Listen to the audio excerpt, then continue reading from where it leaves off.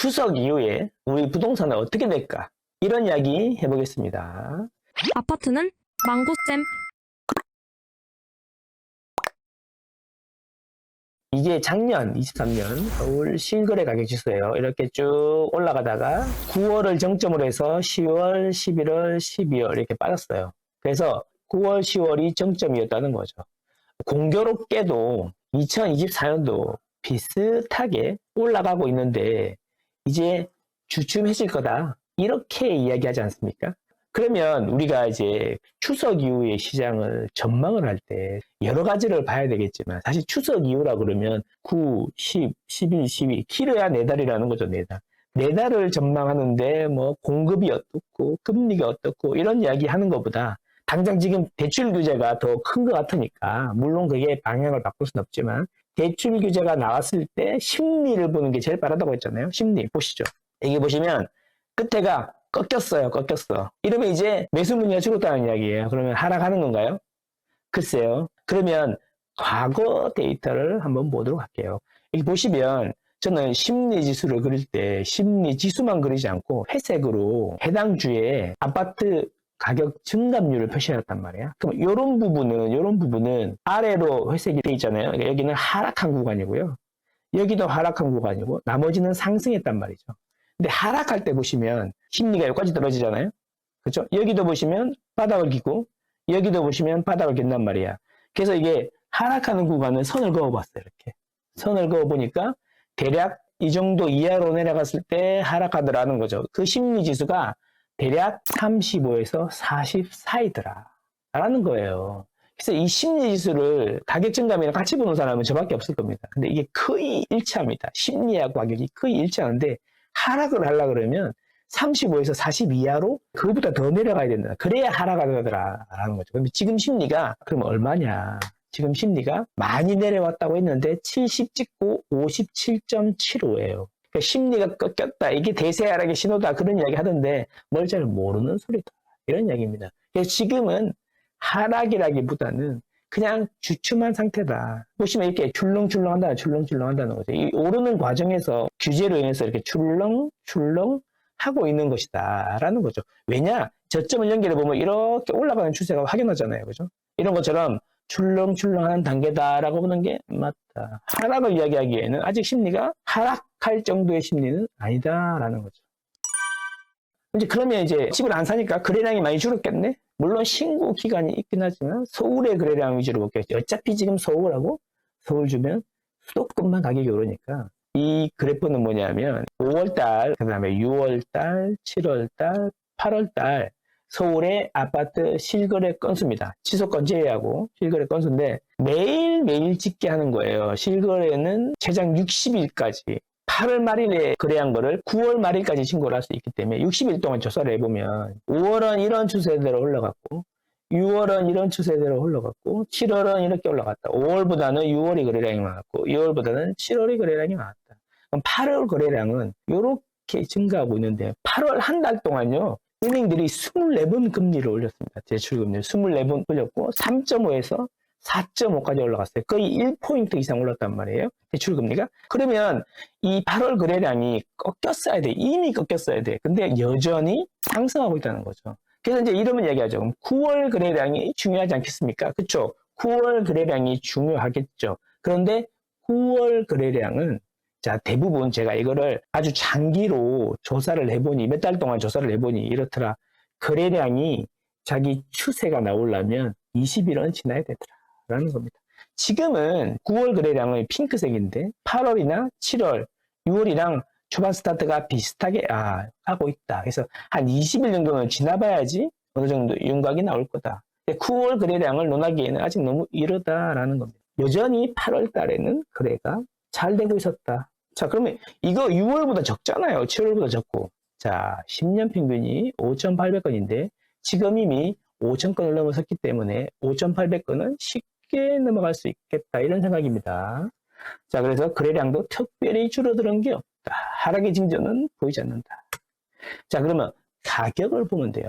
거래량이 줄어도 가격이 떨어져서 거래가 될 수도 있잖아요. 그렇잖아요. 그래서 망고쌤은 실시간으로 실거래 데이터를 집계를 해서 똑같은 평형 기준으로 지난달에 거래가 있었는데 이번 달에도 거래가 있었다면 그 가격을 비교를 한다는 거죠. 그래서 이번 달에 올라서 거래가 됐는지 내려서 거래가 됐는지를 보는 건데 이건 아직 저밖에 안 하는 것 같던데 이게 왜 중요하냐면 올라서 거래가 되고 있는지 실거래가 나올 때마다 내려서 거래가 되고 있는지 이게 중요하다는 거죠. 그걸 보기 위해서 하는 거고 실거래 지수는 45일 뒤에 나와요.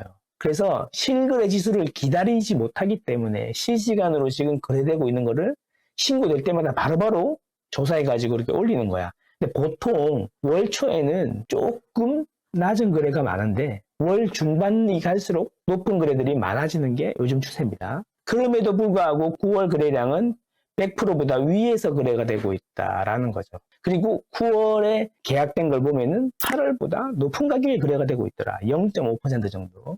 전체 평균 높은 가격으로 거래가 되고 있더라. 그러면 0.5%가 큰 겁니까? 그러는데 8월 달이 0.9% 높게 거래가 됐습니다. 8월이 불처럼 올랐잖아요. 예, 그렇다는 겁니다. 그래서 9월은 스타트가 매우 좋다. 그러니까 9월 달에 가격 깎아서 거래하고 있는 게 아니다라는 겁니다.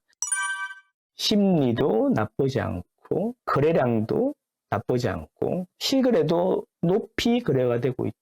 결국 집이 떨어지려면 그러면 지금 사람들 호가를 낮추면 되는 거죠. 호가를 낮춰야지 낮게 거래가 될 거 아닙니까? 호가가 여기 떠 있는데 낮게 거래가 될 수 없잖아요. 그래서 제일 빠른 건 호가인데 이 호가를 제가 일주일에 한 번씩 조사를 하고 있어요. 근데 9월달 호가는 보면 8월달보다는 이게 올리는 폭이 지난주 대비해서 호가를 얼마나 올렸냐 이게 복리로 되는 거예요. 복리로 올렸나 증감률이 보이는 건데 8월달은 지난주 대비 보면 조금 높게 호가가 형성이 됐는데 서울 기준입니다.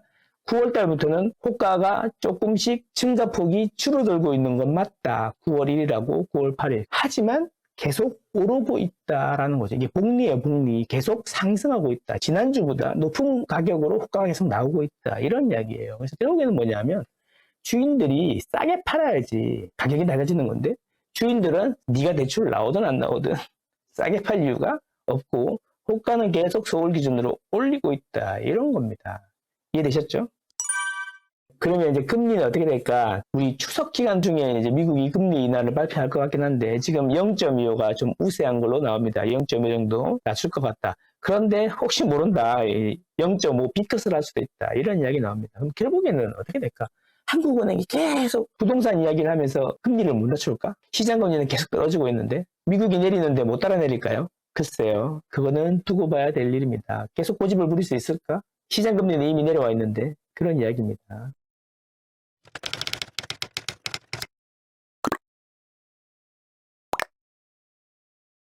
다시 들어와서 2023년 10월 달부터 조정이 왔는데 그 조정은 어디에서 왔냐? 규제 때문에 왔냐? 이런 겁니다. 그 조정은 제가 후랭이 TV에 나가서도 여러 번 말씀드린 것 같은데 데이터로 제가 보여드릴게요. 저는 데이터 가지고 다 이야기하고 있지 않습니까? 내피셜을 하면 안 돼요. 이게 서울의 실거래가거든요. 실거래가가 계속 올랐는데 보시면 이게 뭐냐면 이게 은행의 신규 취급액 기준으로 대출금리예요. 대출금리. 계속 올랐는데 자, 요거는 뭐냐면 은행채 금리 AAA 5년물 무보증 요거 기준으로는 뭐가 되는가 하면 고정금리 대출을 하죠. 근데 고정금리 대출 비중이 지금 75% 이상 넘어갔으니까 AAA 은행채 금리를 보는 것도 되게 중요하죠. 2023년도에 보면은 이게 가격이 내리잖아요. 이렇게 이게 서울의 실거래가격 지수가 내리잖아요. 내리는 게 뭐냐면 여기서 은행채 금리에 발작이 한번 일어났고요. 그 다음에 대출 금리도 같이 올랐어요. 그러니까 가격이 떨어졌던 거거든요. 그리고 다시 이제 금리가 내려오니까 다시 가격이 올라갔단 말이에요. 그러면 2023년에도 채권금리가 내려오다가 다시 올라갔단 말이야. 그래서 대출금리도 올라가고 하니까 집값이 계속 올라가다가 다시 떨어진 거란 말이지. 그러면 2024년에 만약에 집값이 떨어진다면 그거는 정부 규제 때문이라기보다는 대출을 축소했기 때문이라기보다는 대출 금리가 발작이 일어나야지 가격이 조정을 받을 수 있다라는 거죠. 이게 근데 기준금리가 내려가는데 대출금리에 발작이 올 수 있습니까? 시장금리도 내려가는데. 자, 그래서 한번 볼게요. 2023년 10월에 은행채 금리는 4.6940, 2024년 9월 현재 3.29입니다. 3.29. 1.3%가 떨어졌다는 거죠. 근데 주택담보대출 신규 취급의 기준으로 보면은 2023년 10월은 4.56이고요. 2024년 요건 7월제로인데 3.5예요, 3.5. 1.25 내려갔죠. 예, 비슷하게 내려갔죠. 근데 이제 이 7월 자료이기 때문에 9월은 좀 더 올라갈 것 같은데 지금은 은행 기준으로, 제1금융권 기준으로 4% 초반에서 가격이 대출금리가 형성이 돼 있단 말이야.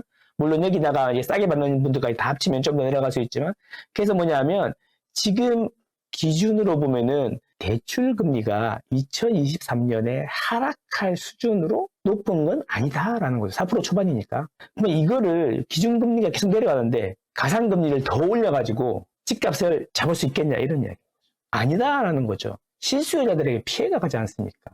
수도권은 모르겠는데 지방은 힘든데 지방도 대출받아서 집 살 텐데 그런 분들 많을 텐데 안 그래도 힘든데 대출금리 올려버리면 어떻게 되겠습니까? 라는 거죠. 그래서 수도권하고 그 외 지역하고 대출금리를 차등을 주는 은행들이 나오지 않을까 이런 생각을 해보는데 그러면 또 이럴 거란 말이죠. 무슨 이야기 나오게 수도권 중에서도요. 우리는 수도권에 있지만 분위기 안 좋은데 왜 우리는 비싸게 해야 됩니까? 이런 얘기도 나오기 때문에 되게 어려울 거다라는 겁니다. 왜 실수요자는 뭐 해야 된다며요? 실수요자를 어떻게 구분해내고 이런 문제에 봉착하기 때문에 그래서 지금 제가 보기엔 대출금리가 튀어야지 집값이 일시적인 조정이 올 텐데 그런 징후가 전혀 안 보인다.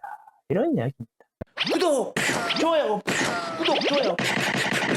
자, 추석 이후 전망은 혹시 조정이 온다면 정부가 무리하게 규제를 해가지고 은행들이 배짱으로 전체적으로 평균적으로 4.5% 이상의 대출금리를 올려서 받아먹는다. 이건 엄청 먹겠지만 그러면 조정이 한 2, 3개월 올 수도 있다고 저는 개인적으로 생각합니다. 왜냐하면 계속 올리지는 못할 거거든요. 그런데 그럴 확률은 매우 낮다라는 거죠. 그래서 제 생각에는 9월, 10월, 11월 혹시 조정이 온다면 이게 되게 짧을 거다. 그럴 확률은 낮지만 되게 짧을 거고 그때는 대출금리 상승으로 인해서 조정이 오는 건데 그 길게 못 갈 거라는 거죠.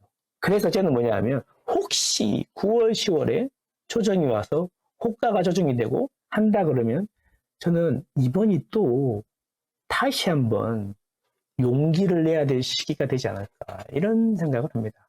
제가 2023년 초에도 용기가 필요하다고 말씀을 드렸고 2024년 초에도 용기가 필요하다고 말씀을 드렸는데 그 용기를 내신 분들은 지금 웃고 있습니다.